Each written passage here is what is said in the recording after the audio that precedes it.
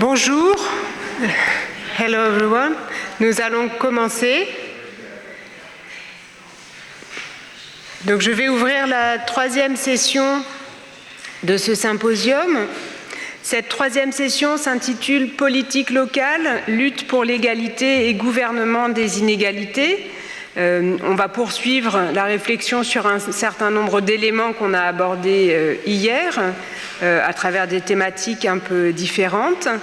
Et on va pouvoir avoir un échange plus large dans la deuxième partie de la matinée. La première partie de la matinée, le programme prévoyait qu'elle soit conçue pour écouter deux interventions.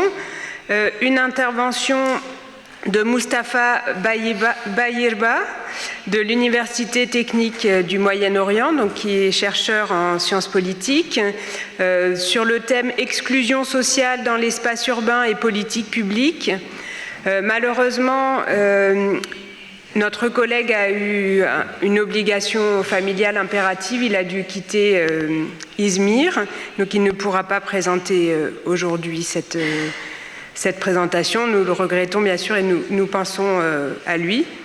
Nous allons donc écouter directement la deuxième intervention qui est prévue dans cette session, qui va être faite par Pierre Gilbert, qui est enseignant et chercheur en sociologie à l'Université Paris 8 et qui est membre de l'équipe de recherche des participants français de ces journées, donc le CSU, l'équipe Culture et Société urbaine du CRESPA. Il va intervenir sur le thème « La mixité sociale, remède aux inégalités sociales et urbaines ». C'est une question. Est-ce un remède aux inégalités sociales et urbaines? Retour sur les politiques contemporaines de rénovation urbaine dans les quartiers pauvres en France. Donc je passe la parole à Pierre Gilbert pour une trentaine de minutes ou un petit peu plus si besoin, puisque nous avons un peu plus de temps et nous pourrons ensuite avoir des questions. Merci. Merci beaucoup. Yasmine, je crois que le micro est encore ouvert.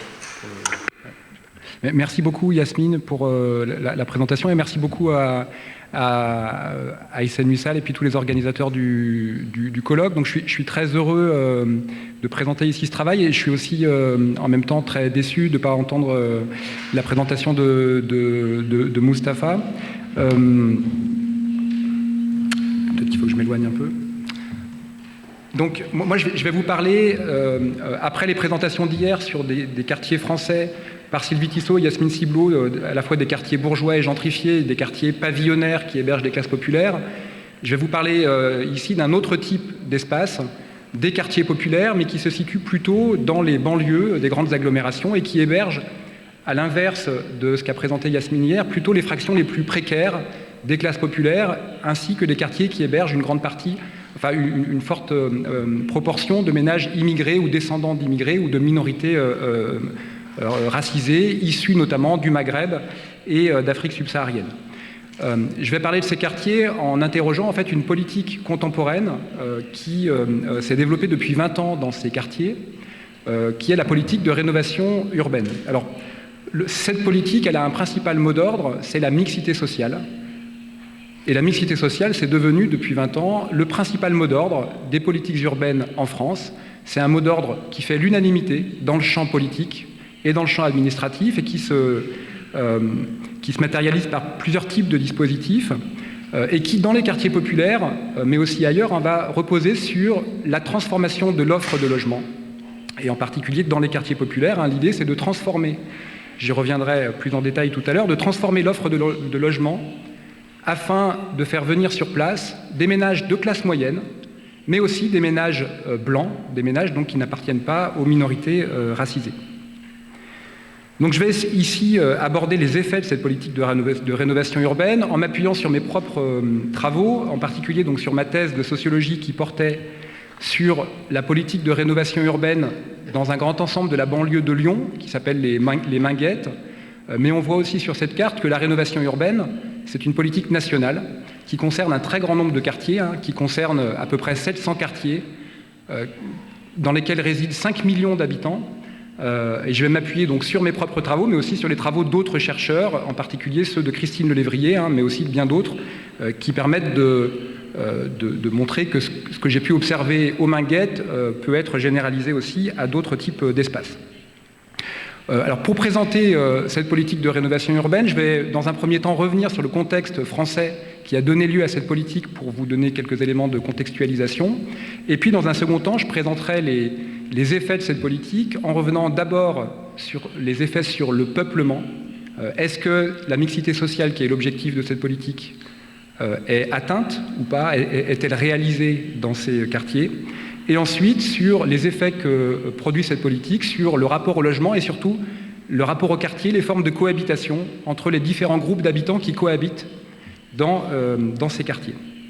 Alors pour commencer d'abord, quelques éléments de contextualisation sur la politique contemporaine de rénovation urbaine. Donc comme je l'ai dit, la mixité sociale est devenue le principal mot d'ordre des politiques urbaines depuis la fin des années 80 en France. Et ce mot d'ordre politique se matérialise avant tout par une politique d'équilibrage des types de logements dans les différents territoires.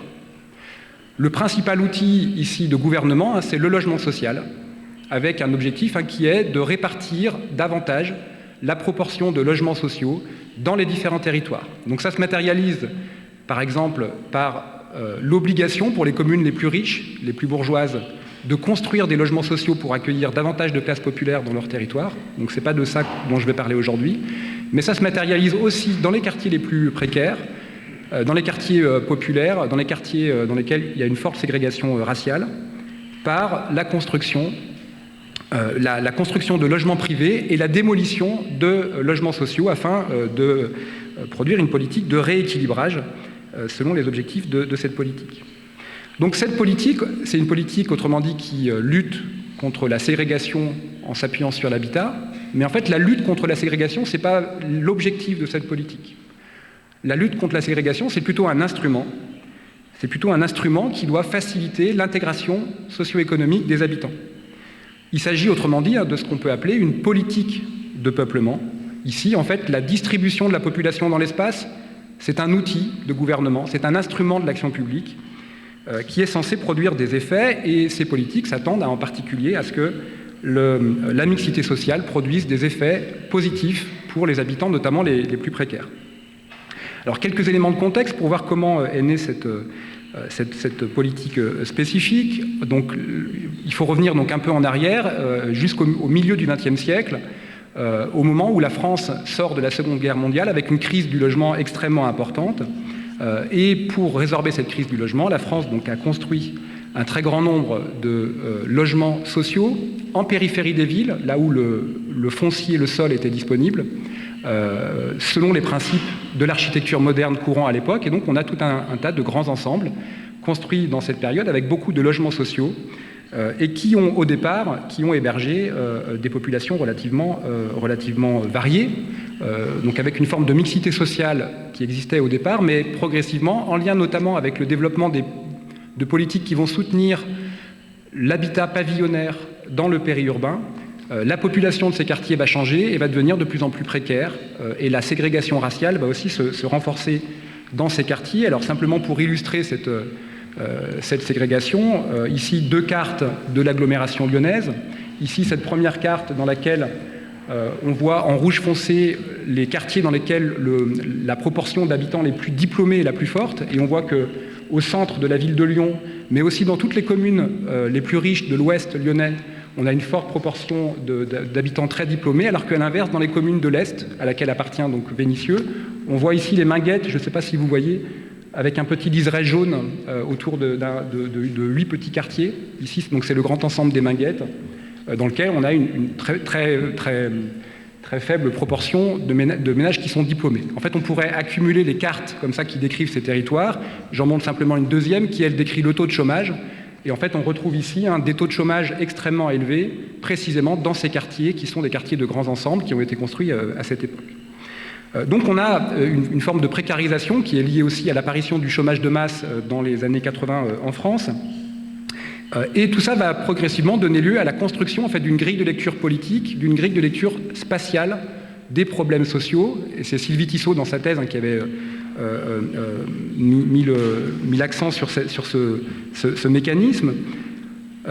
Ici, l'idée, c'est que les problèmes contre lesquels il faut lutter ne sont pas essentiellement les inégalités socio-économiques ou les discriminations raciales, mais le problème principal, c'est un problème spatial, c'est celui de la concentration des ménages pauvres dans certains quartiers et des ménages racisés. Et donc, puisque le principal problème, c'est un problème de peuplement, il faut mettre en œuvre une politique de peuplement. Et donc, progressivement, ces politiques, ce qu'on appelle les politiques de la vie en France, vont mettre en œuvre ces politiques de peuplement qui vont consister à transformer l'offre de l'habitat. Et donc, depuis 20 ans, en France, on a donc une politique, la politique de rénovation urbaine, qui se traduit par une politique massive de démolition de logements. Donc, il y a 160 000 logements sociaux qui ont été démolis en 20 ans, et autant de logements, même un peu plus, qui ont été reconstruits, des logements privés, en accession à la propriété, et des logements privés locatifs. Donc on voit ici une illustration des transformations qui sont à l'œuvre dans ces quartiers, avec au fond des tours d'habitat HLM selon le modèle classique de cet habitat, et devant des logements neufs qui pour certains sont des logements sociaux, mais qui sont un peu plus chers que les autres logements sociaux et qui sont aussi des logements privés. Et donc c'est ces logements qui sont censés jouer le rôle d'accueil de la population locale. Alors, je vais maintenant aborder donc, les effets de cette politique, en commençant par l'objectif central qui est celui de cette politique, qui est de transformer le peuplement de ces quartiers. Donc les démolitions et reconstructions vont transformer l'espace résidentiel des quartiers qui sont rénovés. Donc ça, j'ai pu l'objectiver à partir d'analyses statistiques de la population, d'analyse statistique des mobilités, et puis d'entretien aussi approfondi avec les habitants, mais aussi avec les agents qui ont mis en œuvre cette politique et qui vont faire un tri entre les habitants. Et ce qui se passe en fait dans le cadre de ces opérations de rénovation, c'est qu'on a une forme de filtrage des habitants qui fonctionne de la manière suivante. Alors peut-être juste avant, je voudrais dire un élément important, c'est que cette politique de rénovation, elle a pour conséquence en fait de démolir de très nombreux logements, mais les logements qui sont démolis sont une minorité du parc de ces grands ensembles. Donc c'est seulement un logement sur 10 qui est démoli et qui est reconstruit. Donc les nouveaux logements représentent à peu près donc, un dixième du parc de logements dans ces quartiers. Les démolitions des tours HLM et aussi la reconstruction donc, se traduisent par de nombreuses mobilités résidentielles qui vont pas se dérouler de façon aléatoire. Et pour le dire très vite, les ménages les plus précaires vont être relogés, vont accéder aux immeubles les plus stigmatisés à l'intérieur de ces quartiers, en particulier les tours HLM, et même certaines tours HLM qui sont les plus stigmatisées. Donc on a une forme je vais y revenir, mais de ségrégation qui va être renforcée à l'intérieur du grand ensemble. Et puis surtout, dans les nouveaux logements, les ménages qui vont s'installer ne vont pas être les ménages de classe moyenne blanche qui sont attendus, puisque en fait, le stigmate qui pèse sur ces quartiers, et qui est extrêmement puissant, n'a pas été transformé par cette politique de rénovation urbaine. Et même on peut dire que cette politique, dans ses arguments, a participé à renforcer aussi ou à alimenter ce stigmate, puisque pour justifier la politique de rénovation, les discours politiques insistent beaucoup sur le caractère pathogène de cette architecture, de cet habitat, etc. Et donc contribuent aussi à renforcer la stigmatisation de ces quartiers. Donc les ménages de classe moyenne qui étaient attendus ne viennent pas, et les ménages qui accèdent à ces logements sont en fait plutôt des ménages qui appartiennent aux fractions stables des classes supérieures, qui sont souvent immigrés ou descendants d'immigrés, et qui sont souvent issus de ces quartiers-là.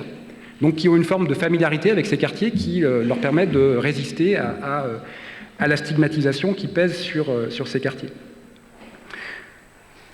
Ces ménages, donc, autrement dit, la rénovation urbaine ne parvient pas à attirer les classes moyennes, mais elle produit quand même un effet, puisque une partie importante de ces ménages, jusque-là, quittaient les grands ensembles pour accéder précisément aux quartiers pavillonnaires dont Yasmine Ciblou a parlé hier. Dans un contexte de crise du logement qui s'accentue depuis 20 ans en France, ces nouveaux logements sont un échappatoire pour ces ménages et leur permet de connaître une forme d'ascension sociale à l'intérieur du quartier où ils vont conserver des formes de relations sociales, des liens familiaux qui peuvent être très utiles pour assurer par exemple la garde d'enfants ou d'autres formes de solidarité. Alors, on a donc des trajectoires qui sont différentes selon ces habitants, et on a surtout en fait une forme de ségrégation qui va se renforcer à l'intérieur du quartier. Alors je vais passer vite là-dessus. Ici, c'est une carte des Minguettes qui montre,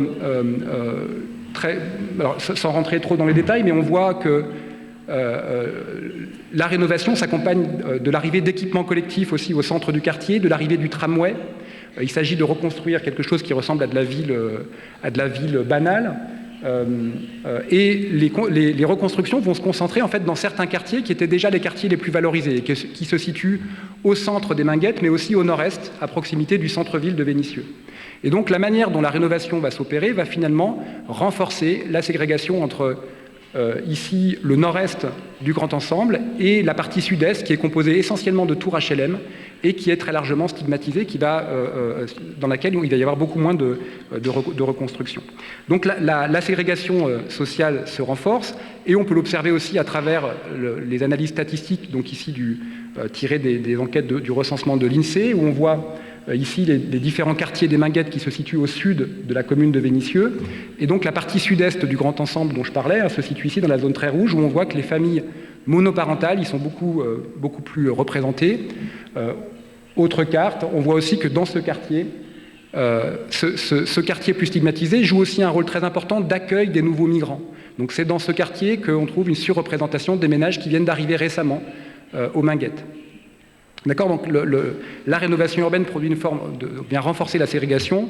On peut l'observer aussi à une échelle très micro, dans la manière dont sont rénovés, réhabilités les bâtiments. Ici, on a deux tours HLM qui ont été du même quartier, l'une qui héberge la population la plus favorisée du quartier qui a été réhabilitée, et l'autre qui héberge les familles les plus stigmatisées, alors ce que j'ai pu objectiver statistiquement, et qui ne bénéficient pas des mêmes aménagements, et qui va d'ailleurs finir par être démoli. Bref, donc la mixité sociale qui est attendue ne se produit pas, puisque les habitants des immeubles neufs appartiennent donc aux classes populaires. Ils appartiennent aussi très largement aux minorités racisées. Ce que je voudrais souligner aussi, c'est que ce que produit la politique de rénovation urbaine, c'est qu'elle va affecter la trajectoire de ces habitants de manière très différente. Pour les habitants les plus âgés, pour les habitants les plus précaires, la rénovation urbaine produit un déclassement. Elle produit un déclassement puisqu'en fait la démolition des tours vient leur rappeler le stigmate qui pèse sur leur habitat. Pour une partie des ménages, ça se traduit par le relogement dans des tours qui sont encore plus stigmatisées. Et puis surtout, l'arrivée de ces nouveaux logements vient produire un effet de déclassement sur l'habitat ancien à l'intérieur du quartier.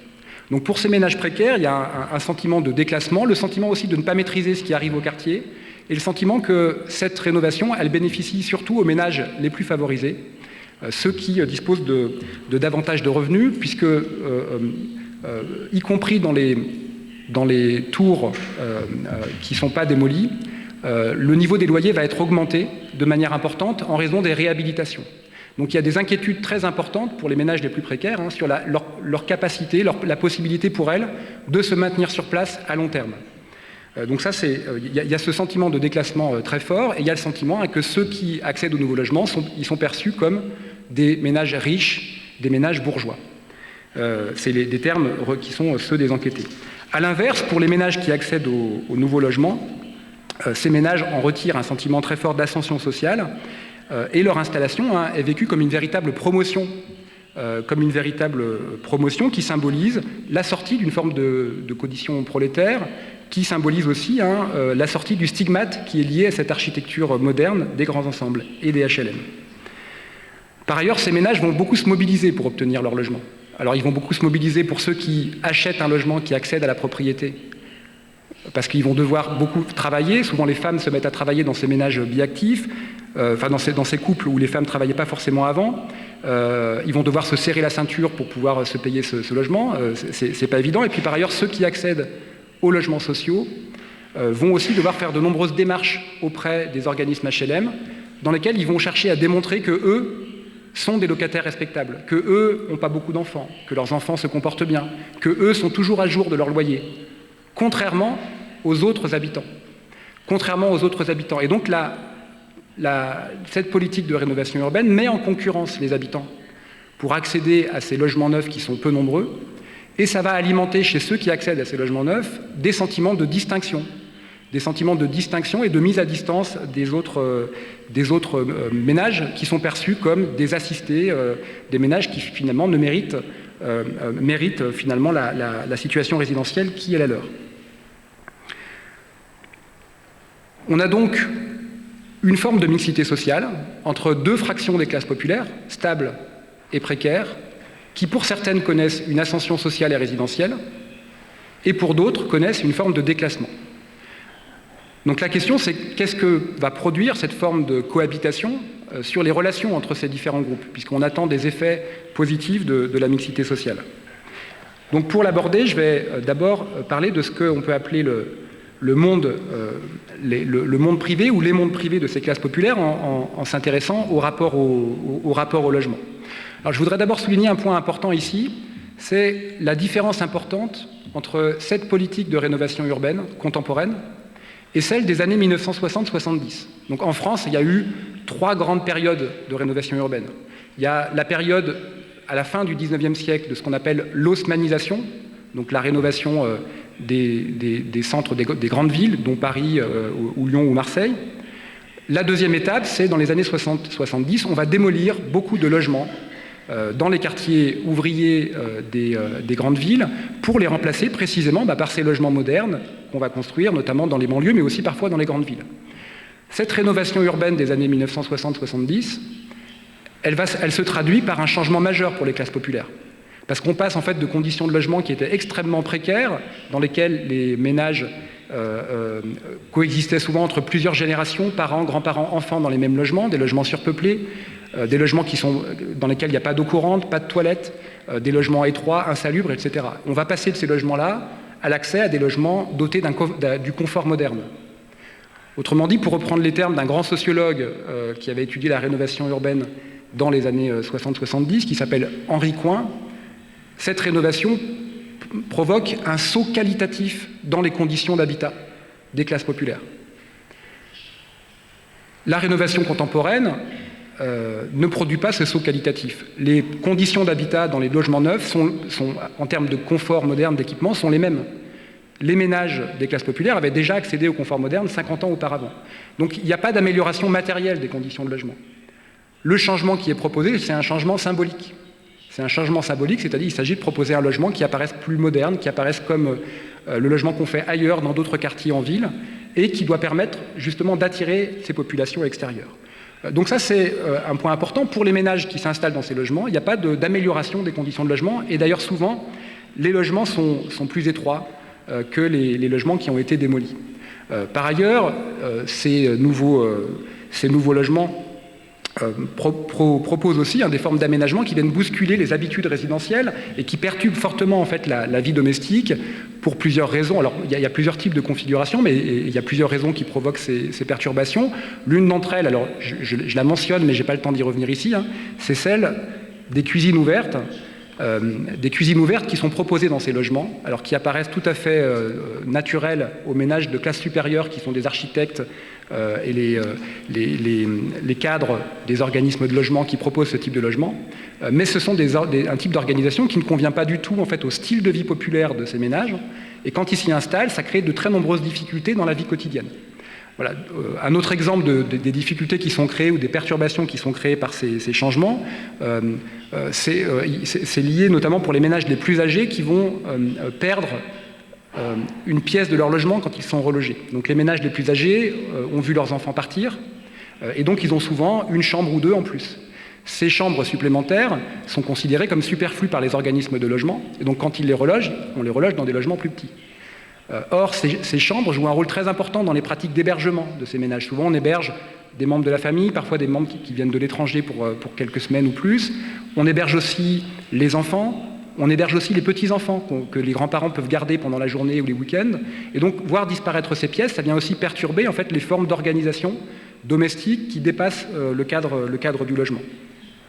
Donc tous ces changements proposent des déstabilisations, mais les habitants se réapproprient malgré tout ces logements. Alors ils se les réapproprient aussi avec des formes de décoration qui sont spécifiques. Alors ici, je ne vais pas développer ici, mais je montre simplement 3 photos de décors qui sont très contrastés, de décors de logement interne. On voit à gauche un décor très traditionnel, avec une accumulation de bibelots, enfin traditionnel au sens de classique dans les classes populaires, un type d'aménagement, de décoration observé par d'autres sociologues dans le passé.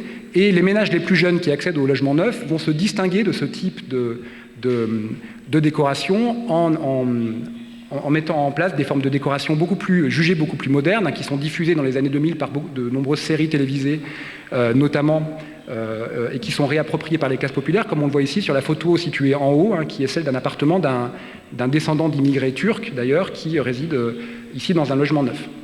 Donc les ménages, en décorant leur logement ainsi, vont aussi se marquer avec la décoration l'accès à leur nouveau statut social et résidentiel lié à leur logement. Mais ces aménagements ont un coût important. Et on voit ici dans la photo du dessous que certains ménages, pour des raisons économiques, n'arrivent pas à suivre le rythme du changement. Et donc ne parviennent pas à décorer, à aménager de la même manière qu'ils le souhaiteraient leur logement. Et donc on voit ici que dans la manière de décorer le logement, les différences sociales entre ces groupes se font aussi sentir. Alors, ce que je voudrais dire au-delà de ça, c'est que la rénovation urbaine va aussi, concernant le rapport au logement, va aussi en fait venir prolonger une évolution de long terme dans le rapport au logement des classes populaires, puisque il y a tout un tas de travaux qui montrent que les classes populaires en France investissent de plus en plus leur logement, à la fois matériellement, dans le temps qu'on y passe, dans les sociabilités, les invitations, etc., mais aussi monétairement.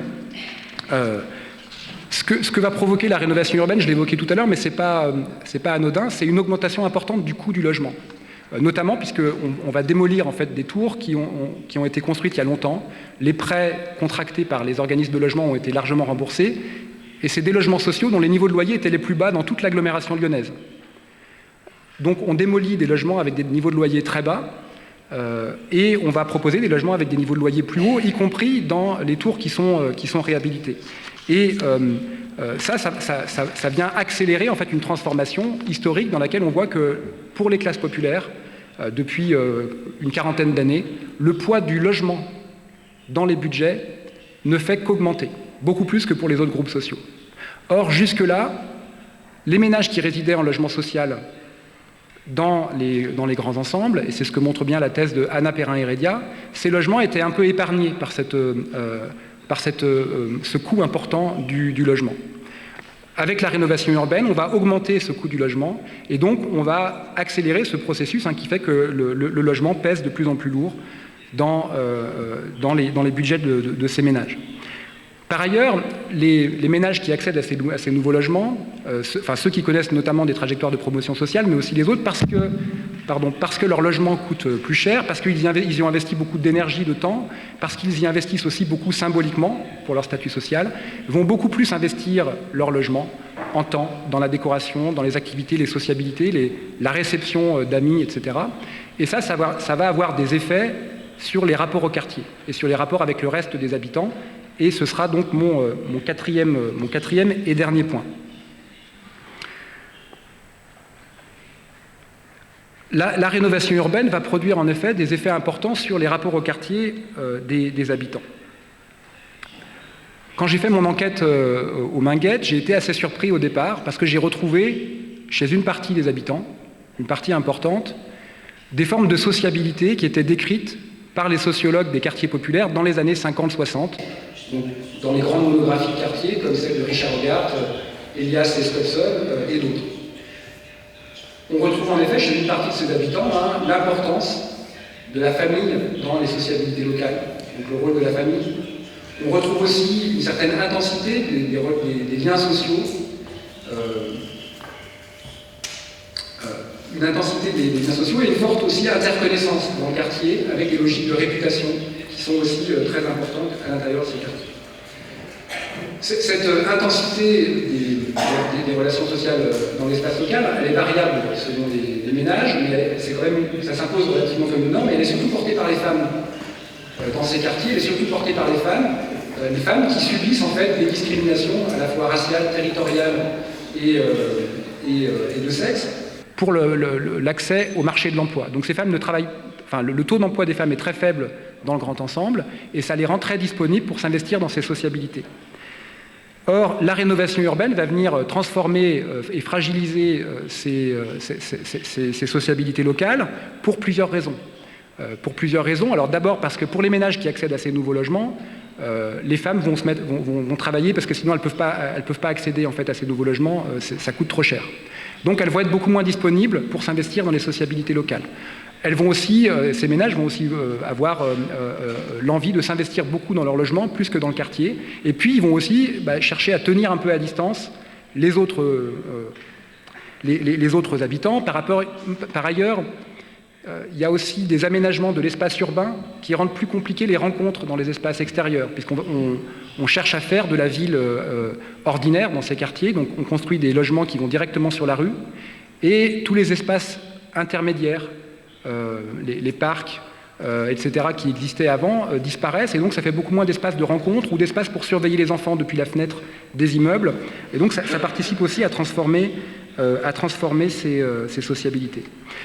Surtout, ce qui va fragiliser ces sociabilités, c'est la logique de distinction, le sentiment de distinction de ces habitants qui connaissent une ascension sociale, et dans ce cas-là, c'est ce qu'ont montré aussi d'autres sociologues dans d'autres contextes, la proximité spatiale entre ces deux fractions des classes populaires va exacerber la distance sociale entre elles. Et cette distance sociale, elle va être exacerbée parce que pour ceux qui connaissent une ascension sociale, la distance qui les sépare en fait des ménages précaires, elle est faible. Elle est faible parce qu'ils ont des revenus qui sont un peu plus élevés, mais pas beaucoup, et leur ascension sociale, elle est fragile. Dans mon enquête, j'ai rencontré par exemple une famille qui a accédé à la propriété, mais qui n'a pas pu payer le remboursement du loyer et qui a dû retourner en HLM. Donc il y a le sentiment que cette ascension sociale, elle est fragile et que la fréquentation des autres habitants menace leur statut social. Donc tout ça va finalement renforcer les logiques de mise à distance. Alors surtout, et c'est peut-être là l'enjeu principal en fait de la cohabitation entre ces familles et de cette politique publique. Les enjeux de cohabitation entre les habitants, en fait, vont se focaliser autour d'un enjeu qui est central pour les habitants des quartiers populaires, qui est l'enjeu de la socialisation des enfants et du devenir des enfants. Cet enjeu, il était déjà présent, évidemment, avant la rénovation urbaine, pour deux raisons. Dans ces quartiers, les parents sont très préoccupés, inquiets, par les phénomènes de bandes dans lesquels peuvent être entraînés leurs enfants, qui peuvent les entraîner dans des trajectoires de délinquance ou pour certaines consommations de drogue, etc. Donc il y a d'une part la perception d'un risque très fort que leurs enfants soient entraînés par les autres enfants du quartier sur la mauvaise pente. Le deuxième enjeu, c'est l'enjeu scolaire.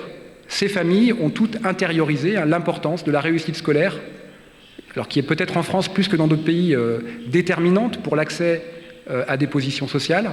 Donc ces familles ont intériorisé qu'il était essentiel de réussir scolairement. Donc ça, c'est un constat que font tous les sociologues de l'éducation. Maintenant, cette préoccupation, on la trouve dans l'ensemble des classes populaires, et on la trouve en particulier dans les cités HLM, où il y a aussi beaucoup de familles immigrées, qui pour certaines se trouvent un peu déclassées par rapport à ce qu'elles espéraient trouver en arrivant en France. Et ces familles vont reporter sur leurs enfants leurs espoirs d'ascension sociale. Elles vont reporter sur leurs enfants leurs espoirs d'ascension sociale, et donc l'école est un enjeu très important. Or, donc la question de la socialisation des enfants, du contrôle des enfants, va être un enjeu crucial dans la cohabitation entre ces différents groupes. Et ce qu'on va observer, c'est que les stratégies de ces deux groupes sont différentes et vont diverger. Ces stratégies, on les observe d'abord dans le choix des établissements scolaires. Les familles les plus précaires vont davantage scolariser leurs enfants dans l'école publique du quartier et vont s'en remettre à l'institution scolaire pour la réussite scolaire de leurs enfants. A l'inverse, les familles les plus stables vont, elles, plutôt soit chercher à contrôler les conditions de socialisation scolaire dans l'établissement de quartier, soit contourner la carte scolaire, soit scolariser leurs enfants dans des établissements privés payants en dehors des Minguettes, soit dans des établissements publics auxquels elles vont accéder grâce à des ressources en choisissant telle ou telle option. Comme l'exprime un des enquêtés qui a accédé au logement neuf dans le cadre de la rénovation urbaine et qui est originaire lui-même du quartier, c'est important pour lui de faire une coupure avec ce qu'il appelle une coupure avec le quartier, pour réussir, pour s'en sortir, il faut un moment que les enfants ne soient pas tout le temps baignés dans les sociabilités de quartier. Lui-même, donc qui a grandi dans le même grand ensemble aux Minguettes, a été envoyé en Algérie, quand il était jeune, par son père, pour l'extraire des relations sociales locales qu'il jugeait menaçantes. Voilà, donc il y a cette idée de faire une coupure avec le quartier. Alors, ce qui ne veut pas dire que ces parents cherchent à empêcher leurs enfants de fréquenter, quoi qu'il en soit, les autres enfants du quartier. D'accord ? C'est important aussi pour ces parents que leurs enfants gardent un lien avec leur milieu d'origine. Mais il faut que ce soit fait dans certaines conditions spécifiques qui rappellent un peu ce que disait Sylvie Tissot à propos des gentrifieurs. Il faut que ce soit contrôlé, même si ce n'est pas exactement les mêmes groupes sociaux et ce n'est pas exactement les mêmes pratiques éducatives, mais il y a l'idée qu'il faut que les sociabilités soient contrôlées. Et donc, ces parents vont refuser et même critiquer les parents qui laissent leurs enfants courir dehors sans surveillance. Enfin, sans surveillance, il y a toujours une surveillance collective par les adultes, mais ils vont refuser ce type de pratique et ils vont plutôt recourir à des loisirs qui sont encadrés par des adultes, donc à des activités sportives par exemple, qui sont supervisées par les adultes. Alors pour deux raisons. Quand il y a des adultes, ça permet aux enfants de ne pas être sous l'emprise des autres enfants, et par ailleurs, ces activités sont aussi perçues par ces familles comme des activités qui vont avoir un intérêt stratégique pour leur avenir social. Faire du sport, me racontait un enquêté, ça permet de développer le sens de la compétition. Le sens de la compétition, le sens de l'effort, et ça c'est une ressource importante pour réussir à l'école, mais aussi pour réussir dans le monde économique pour la suite. Voilà, donc ces parents accordent finalement une attention et des attentes éducatives et stratégiques vis-à-vis des pratiques de loisirs. Et ça c'est aussi une rupture importante par rapport aux pratiques éducatives des familles populaires. Alors de ce point de vue, donc, ce qui apparaît le plus clivant, ce n'est pas tant le recours aux pratiques sportives, mais c'est surtout le recours aux pratiques culturelles. Or, dans le cadre de la rénovation urbaine, en plein milieu du grand ensemble, ont été installés des équipements collectifs, et en particulier l'école municipale de musique, donc de la ville de Vénissieux, qui auparavant était située en dehors des Minguettes. Dans le cadre de la rénovation urbaine, elle est installée en plein cœur du grand ensemble, là où se concentrent les efforts de rénovation urbaine. L'idée, c'est de faire venir sur place tous les jours des enfants de l'extérieur pour faire de la mixité sociale au quotidien. Alors, ce qu'on observe ici, c'est que la majorité des enfants de l'école en fait, résident en dehors des Minguettes, mais malgré tout, l'école a permis de renforcer le nombre d'inscriptions d'enfants des Minguettes. Et du coup, j'ai accédé aux statistiques des inscrits de cette école, et en fait, ces enfants, dans leur très grande majorité, sont les enfants des fractions les plus stables, qui résident dans ces logements les plus stables, et qui sont aussi ceux qui ont des parcours scolaires en dehors des Minguettes. Alors pour conclure,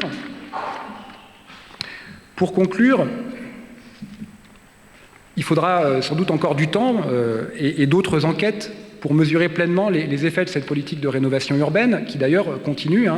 Le premier volet de la rénovation urbaine a duré 20 ans, et là on est maintenant dans le deuxième volet qui doit durer jusqu'à 2030, et on continue de démolir et de reconstruire dans les cités. Donc il faudra sans doute du temps, mais d'ores et déjà, ce qu'on peut dire, c'est que les objectifs qui sont affichés par cette politique, notamment cet objectif de mixité sociale, doivent être questionnés. Ils doivent être questionnés, alors notamment parce que cet objectif n'a pas été atteint. On n'a pas réussi avec cette politique à attirer des ménages de classe moyenne blanche. Et par ailleurs, il y a tout un tas de raisons pour lesquelles on peut douter que cette mixité sociale, même si ces ménages étaient venus, ça aurait eu des effets positifs sur la population locale. Par ailleurs, on observe donc bien une forme de mixité sociale dans le quartier, mais à l'intérieur des classes populaires. Or, cette mixité sociale, et on vient de le voir avec le cas des enfants, ne se traduit pas par un rapprochement de ces deux groupes, mais au contraire par une mise à distance de ces deux groupes. Et les enfants, donc, qui sont la cible privilégiée de cette politique, finalement, ne semblent pas, à ce stade en tout cas, être bénéficiés finalement des effets de la mixité sociale. Parce que du coup, ce que je n'ai pas dit, mais j'aurais peut-être dû le dire, c'est que il y a un très très grand nombre de travaux en sociologie de l'éducation sur les effets de la mixité sociale à l'intérieur des classes ou des établissements scolaires, et il y a un accord unanime sur le fait que la mixité sociale à l'intérieur des écoles produit des effets positifs. pour les enfants des classes populaires et pour les minorités raciales en particulier. Mais ce qu'on voit, c'est que cette mixité sociale à l'échelle du quartier, ici, ne produit pas cette mixité sociale à l'école. Et donc les effets positifs attendus ne peuvent pas advenir. Cette recherche invite aussi, je l'ai dit, à s'interroger sur les effets de cette politique, sur la crise du logement et sur l'accès au logement des populations les plus précaires. Si les organismes de logement ont beaucoup poussé pour que cette politique ait lieu, c'est parce que ça leur permettait de rénover leur parc de logement, mais aussi de résoudre un problème qui pour eux était important, qui était le taux de vacances. Il y avait de nombreux logements vides dans ces quartiers.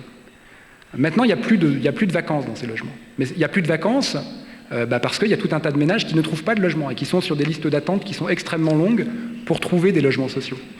Et le fait que le coût de ces logements ait augmenté pose aussi des questions dans un contexte où le gouvernement, par ailleurs, actuel, qui sera aussi le gouvernement futur pour les 5 prochaines années, ne soutient pas la politique de logement social et au contraire tend à produire des dispositifs qui augmentent le coût du logement pour les classes populaires. Surtout, l'analyse des effets de cette politique publique invite à s'interroger sur ces politiques de peuplement, en fait, sur ces politiques qui visent à lutter contre les inégalités en utilisant la distribution de la population dans l'espace, en utilisant le peuplement comme un outil d'intégration socio-économique. Les effets de cette politique visent à s'interroger sur ces politiques et à s'interroger sur la faiblesse en France des politiques, par exemple, de lutte contre les discriminations raciales ou de lutte contre les inégalités socio-économiques. Et puis surtout, et on l'a bien vu dans les différents travaux qui ont été évoqués hier, en France, il y a un consensus là-dessus maintenant, grâce notamment aux travaux d'Edmond Pretzeil, un ancien de notre laboratoire, le CSU, qui a montré que là où la ségrégation est la plus forte, c'est dans la bourgeoisie, c'est en haut de l'espace social.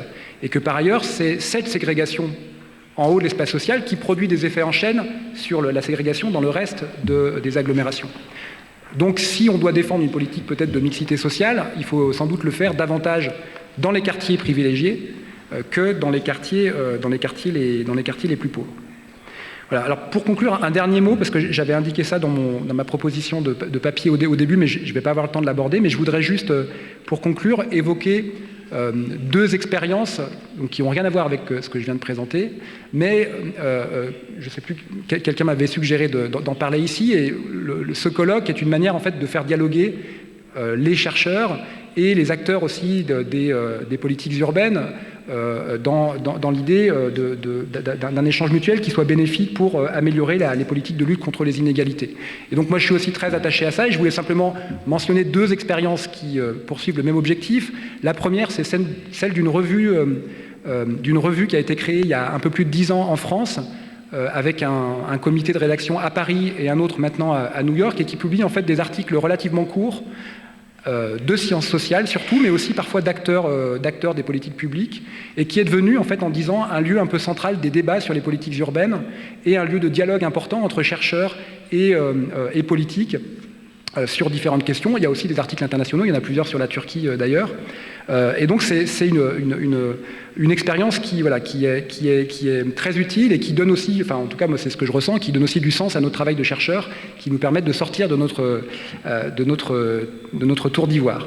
Et puis la deuxième expérience que je voudrais évoquer, c'est celle d'un projet qui est porté par un collectif avec notamment pas mal de collègues historiens, qui est un projet de création d'un musée du logement populaire et de l'immigration dans l'agglomération parisienne, sur le modèle d'un musée qui existe à New York, qui s'appelle le Tenement Museum, dans l'idée en fait de diffuser les connaissances des sciences sociales sur le logement populaire pour lutter contre les stéréotypes sur le logement populaire et sur les populations immigrées, et pour permettre aussi à cette population qui habituellement est plutôt reléguée en dehors de l'histoire nationale, pour lui permettre aussi de rentrer pleinement dans l'histoire nationale et se sentir reconnue. Voilà, j'en terminerai maintenant. Merci beaucoup de votre attention.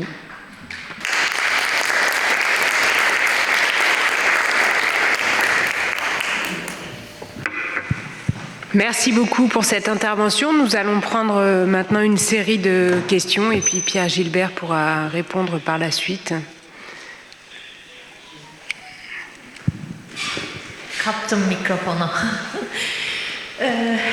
Bu çok zengin sunuş için çok teşekkürler Pierre Gilbert.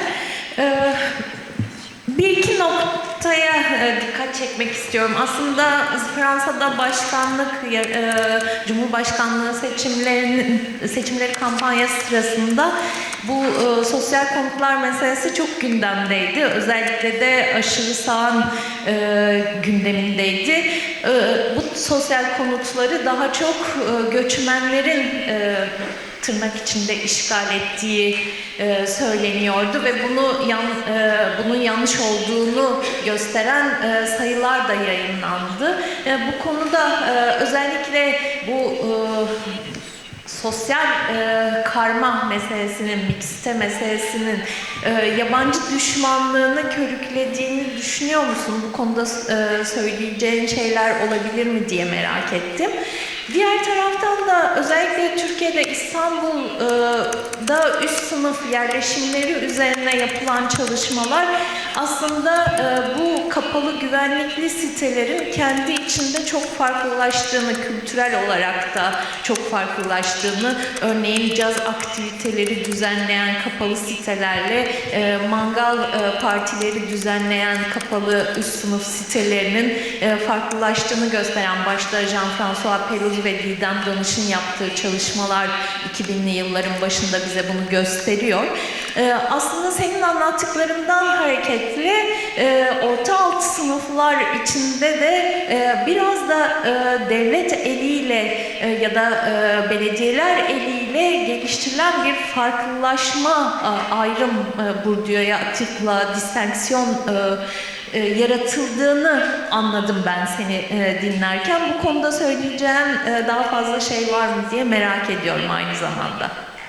Yani bu distenksiyon, ayrım meselesi sadece üst sınıflarda görülen bir şey değil. Aynı zamanda orta alt sınıflarda da bir şekilde yaratılan ya da görülen farklılaşma kaygısı okullar ekseninde, konut ekseninde görülen bir şey diye anlıyorum anlattıklarını. Bu konuda söylemek istediğim başka şeyler var mı diye merak ediyorum.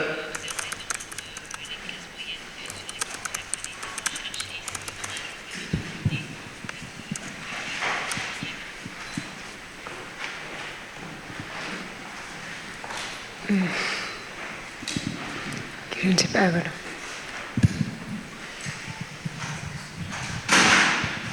Ma question serait sur le sujet de l'éducation comme un facteur très important à l'épicentre de ce problème.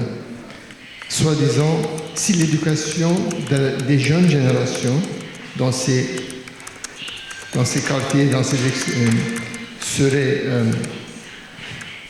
développée, aussi bien que l'éducation des parents dans ces milieux.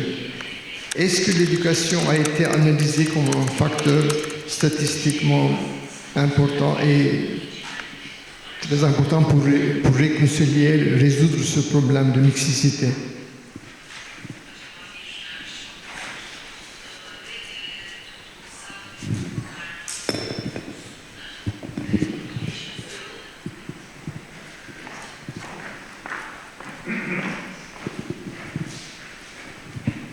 Moi, j'avais deux questions. La première, c'est par rapport au constat que tu fais que les ménages de classe moyenne blanche ne viennent pas dans ces nouveaux logements qui sont construits, privés.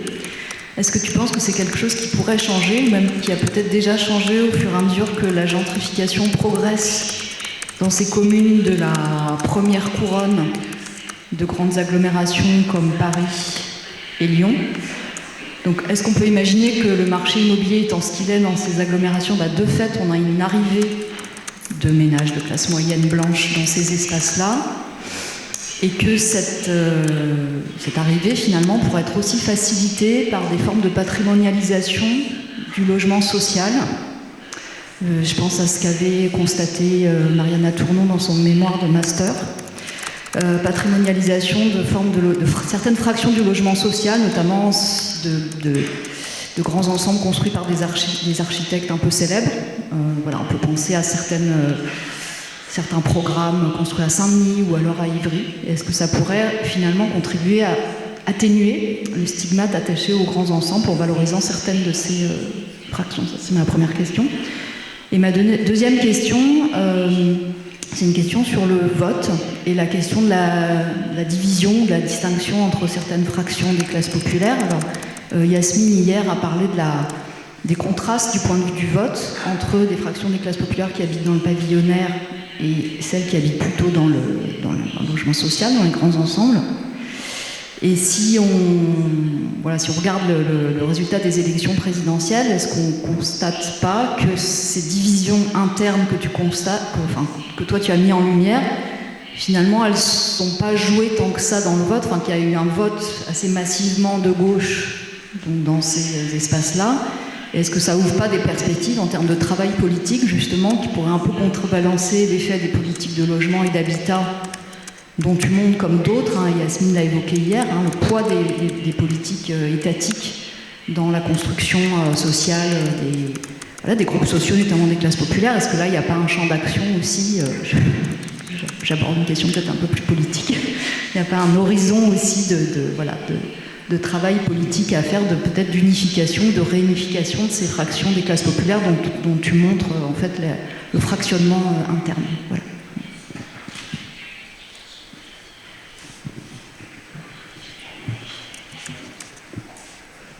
Merhabalar, ismim Cahit. Ben sürdürülebilir kentler ve döngüsel kentler konusunda çalışıyorum.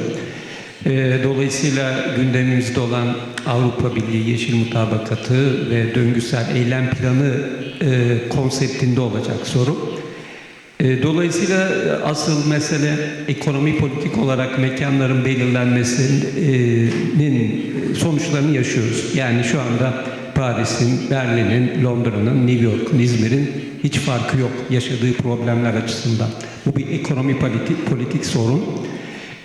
Amerika'daki son araştırmalar orta sınıfın yok olduğunu, işte mortgage kriziyle, işte Amerikan stili yaşamın, yani lüks evler, geniş evler, arabaların Amerika'yı 2 trilyon dolar daha halka dağıtarak krizi yükselttiği görülüyor. Avrupa'da da zaten üst %1'in %50'ye sahip olduğunu, Margaret Thatcher'ın söylediği "there is no alternative" ya da Emmanuel Macron'un söylediği "toplum yoktur, halk yoktur, sınıf yoktur, her birey kazanır, en lüks evde oturur." Yani neoliberalizmin Boris'le ve Donald Trump'la Macron arasında yok.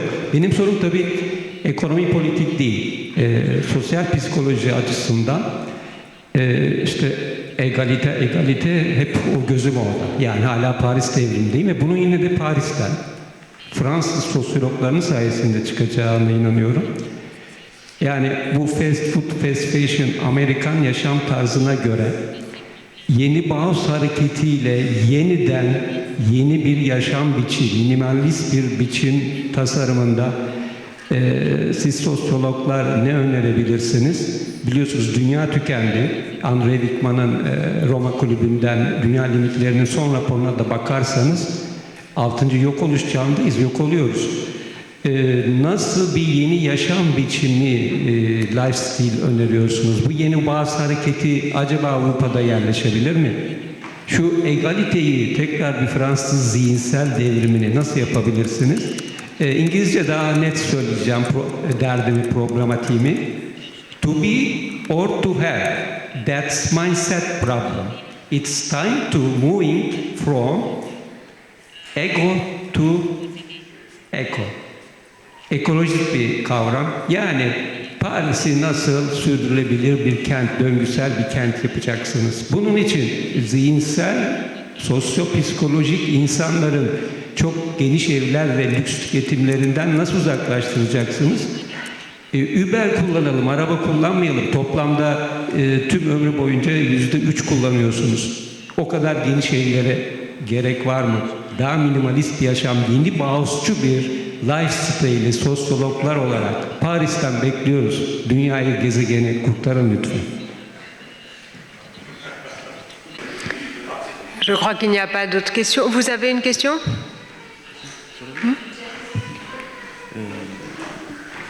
Pierre'e soru sormak istiyorum.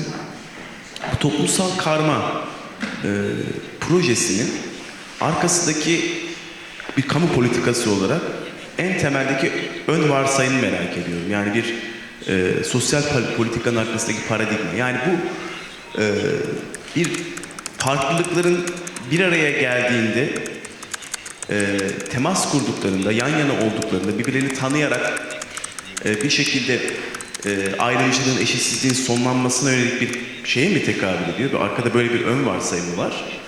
Ve hedefinde sadece etnik ve kültürel ve ırksal olarak farklılaşmış gruplar mı var? Yoksa Silvi'nin de konuşmasında onu merak etmiştim. Yoksa sadece etnik, kültürel, ırksal farklılıklar değil, sınıfsal anlamda farklı konumda olan insanların birbirlerinden kopukluklarını ve mesafeleri önlemek için aynı mekanda buluşturmalarına dair bir varsayım ve bu aynı mekanda, ortak yaşam alanlarında bir araya gelmelerinin aslında bir izolasyonu, marjinalizasyonu ve ayrışmayı önleyebileceğine dair bir varsayım var. Eğer ikincisi ise bana çok çılgın bir projeymiş gibi geliyor. Çünkü sınıf farklılıkları zaten varoluşu itibariyle eşitsizlikler üzerine kuruldu. Yani sınıf bir kimlik değildir aslında sadece. Bir farklılık değildir. Zaten ontolojik olarak sınıfın var olabilmesi için eşitsizliklerin olması gerekir. Ve böylelikle örneğin farklı etnik gruplar için, ırksal gruplar için varsayacağımız mekanda bir araya gelme, temas kurarak bir takım ön yargıları ve ayrımcılıkları azaltma gibi bir proje, bir mantığa sahip olabilir, bir haklılığa sahip olabilir ama sınıflar için bunu yaptığımızda şu anlama gelmiyor mu bu? Aslında zaten var olan eşitsizlikleri ve buradan doğacak çatışmaları aynı mekanda konsantre etmek.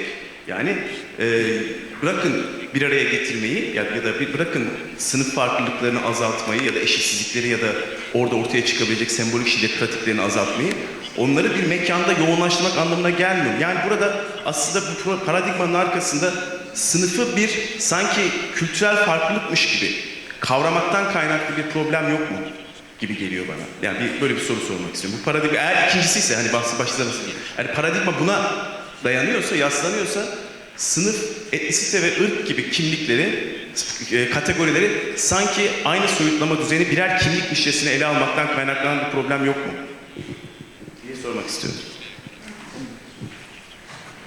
Merci beaucoup. Peut-être qu'on va prendre une dernière question. Ça fera déjà beaucoup de questions pour l'intervenant.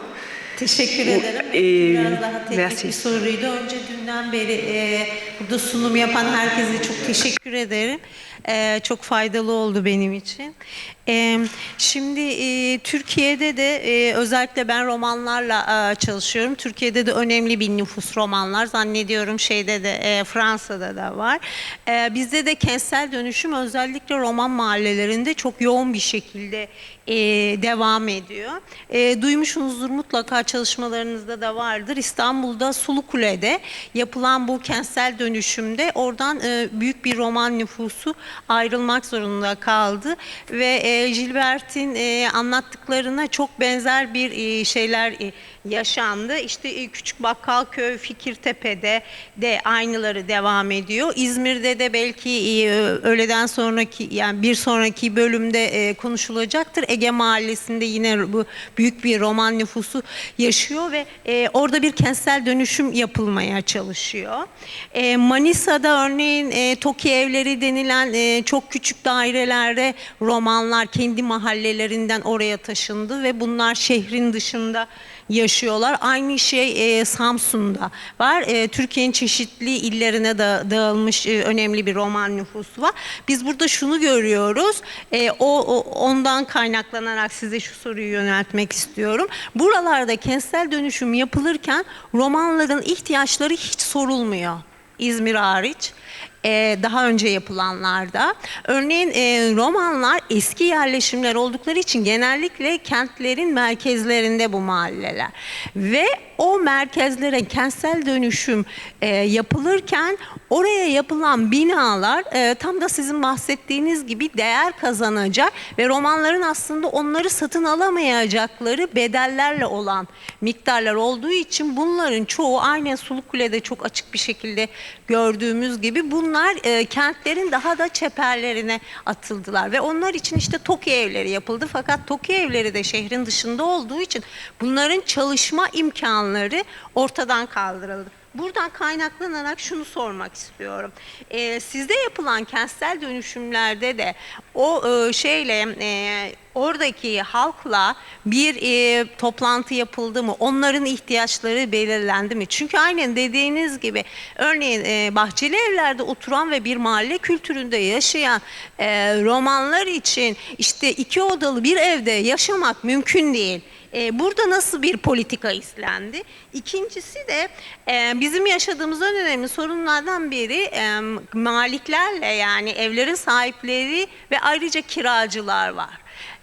Orada aynı sorunlar oldu mu? Bu maliklere yeni evleri satın almak veya kiracıların oturması için ne gibi olanaklar sunuldu? Teşekkür ederim. Merci. Peut-être la toute dernière question, puisque vous aviez levé la main, et ensuite je repasserai la parole à Pierre Gilbert. Merci.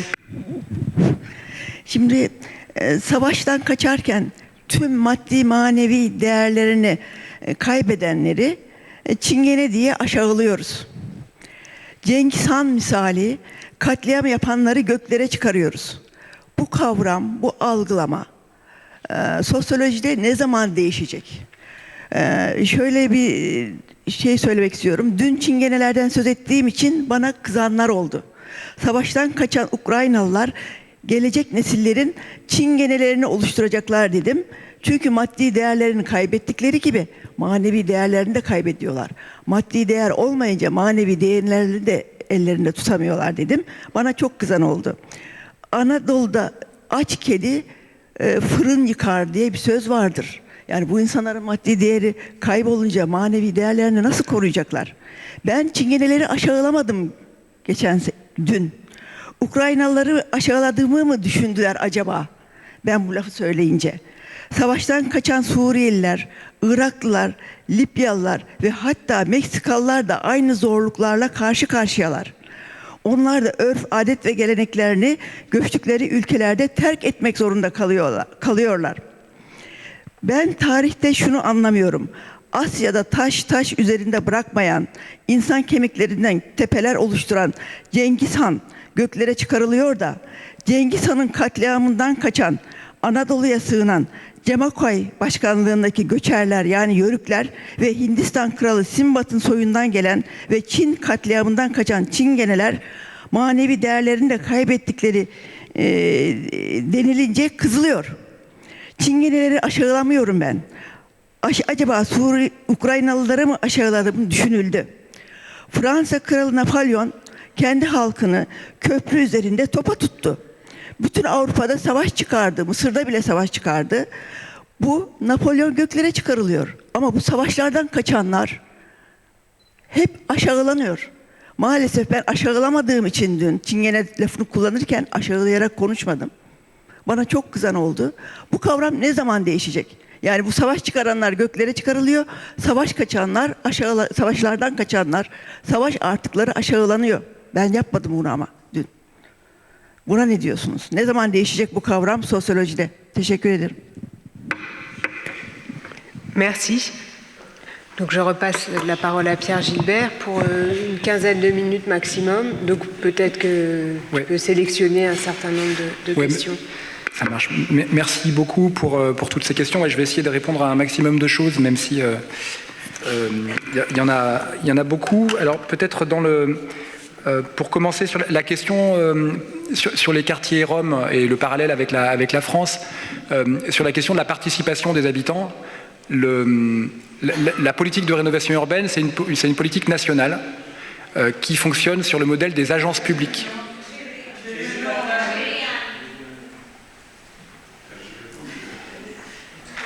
Est-ce que... Ouais.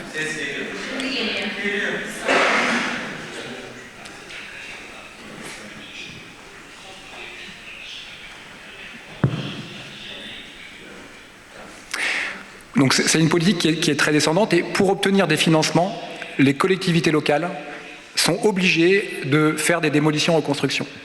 Et dans un second temps, quand tout est décidé, on va faire ce qu'on appelle de la concertation, avec les habitants, mais en fait, y a rien sur le fond. L'essentiel n'est pas est déjà décidé.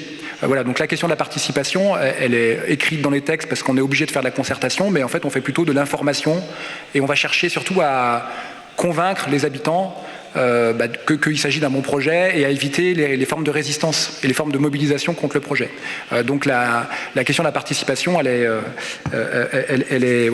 est quasiment absente de cette politique publique qui est vraiment très... il y a un collègue qui s'appelle Renaud Epstein qui dit que c'est une forme de gouvernement par ces agences qui marque le retour de l'État central dans le gouvernement des villes par rapport aux années 70-80.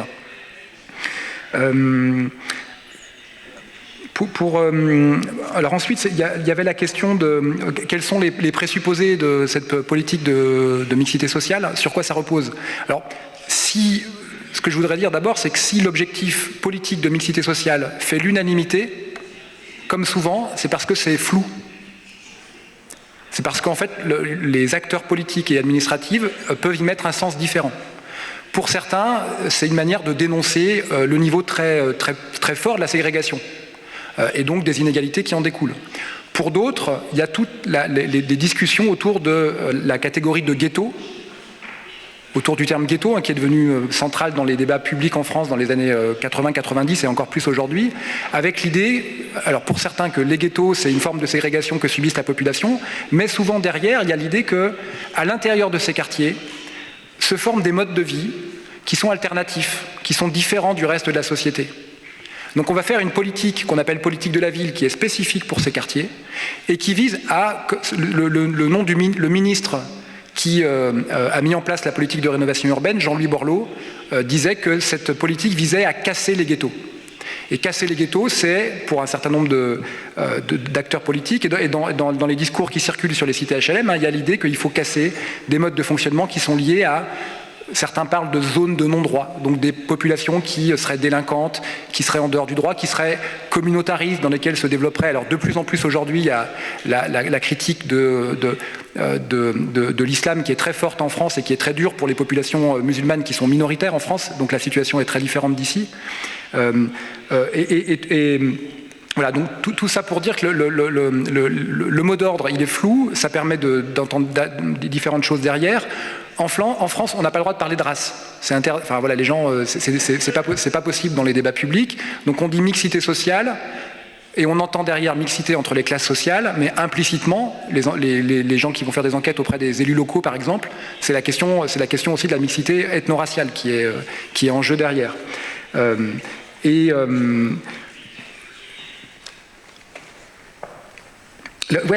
La question, comment dire, un des effets de tous ces discours, et ça répond peut-être en partie à la question que tu posais, Aïchen, sur la xénophobie, c'est qu'en fait tous ces discours sur les ghettos, sur le communautarisme, etc., c'est une manière de légitimer les inégalités, notamment ethno-raciales en France, mais aussi de classe, en rendant ces populations responsables de leur sort. Si finalement elles sont au chômage, si elles sont dans la situation dans laquelle elles sont, c'est parce qu'en fait elles ont développé des modes de vie alternatifs. Et donc c'est de leur faute à elles. C'est tous les discours aussi sur l'assistanat. D'accord, les gens qui vivent volontairement des aides sociales, etc. Tous ces discours, ils prennent une forme spatiale qui est très marquée en France et qui alimente très clairement en fait le racisme et la xénophobie. C'est ce que dit aussi aux États-Unis Mary Patillo à propos des ghettos états-uniens, où en fait tous ces discours autour de la construction de cette image de ces ghettos vient aussi renforcer l'idée que ces populations sont finalement responsables de leur propre misère. Alors qu'en fait, une des questions qui se pose aussi, il me semble, autour de cette question des ghettos, c'est le rôle de ces quartiers en fait dans les trajectoires des immigrés, puisque c'est une question qui est revenue dans plusieurs questions ici. Les travaux de l'école de Chicago ont montré que des quartiers dans lesquels il y a une forte homogénéité de groupes de primo-arrivants peuvent jouer un rôle déterminant dans l'intégration socio-économique. Alors ça ne marche pas pour tous, et quand la ségrégation dure très longtemps, ça peut au contraire marquer des formes d'exclusion durable. Mais en France, et je l'évoquais tout à l'heure, quand je montrais qu'il y a un quartier dans lequel il y avait beaucoup plus de nouveaux arrivants, aujourd'hui encore, les cités HLM jouent un rôle très important pour l'accès au logement des primo-arrivants, mais aussi des populations précaires, Et il y a une très forte mobilité en fait dans ces quartiers. Il y a beaucoup d'habitants qui passent par là et puis qui finissent par partir, ou leurs enfants finissent par partir et accéder à des logements plus favorisés, notamment dans les zones plus pavillonnaires. Donc il y a tout un ensemble de discours sur le ghetto qui sont largement à déconstruire. Et ces discours, ils ont une vraie fonction. Voilà. Ce que je veux dire aussi, c'est qu'il y a dans l'action publique, il y a une forme de pensée proportionnaliste chez les élites politiques et administratives, avec l'idée que ce qu'il faut, c'est bien avoir un bon pourcentage de logement social. Maintenant, ils veulent faire une loi pour faire démolir les logements sociaux dans les communes dans lesquelles il y a plus de 60% de logements sociaux, alors qu'on a besoin de logements partout. Enfin, il y a une pensée proportionnaliste et qui s'inscrit aussi dans un modèle politique ça répond aussi à la question des inégalités de classe. L'idée, c'est l'orientation politique, par exemple, d'Emmanuel Macron, c'est de favoriser l'égalité des chances. Donc ça se manifeste notamment sur les politiques éducatives. Donc Emmanuel Macron a proposé, par exemple, des politiques où, dans les quartiers les plus précaires, dans les petites classes, en grande section et en CP, il y a très peu d'élèves. Et ça, c'est un vrai progrès, pour le coup. Et son idée, derrière, c'est qu'il faut, dès la petite enfance, donner un peu plus à ceux qui ont moins pour renforcer l'égalité des chances. Mais derrière, le fait qu'il y ait des inégalités économiques énormes dans la structure sociale, c'est pas du tout remis en cause. Donc l'idée, c'est que tout le monde soit à égalité au départ, mais le fait qu'il y ait de fortes inégalités à la fin, il faut que je... Ok. Et je vais répondre à la question de Sylvie du coup sur la gentrification. Est-ce qu'il peut y avoir une gentrification dans ces quartiers? Alors, ces quartiers sont très variés et donc en fonction de leur architecture, de leur proximité au centre des villes, etc., les choses sont très différentes.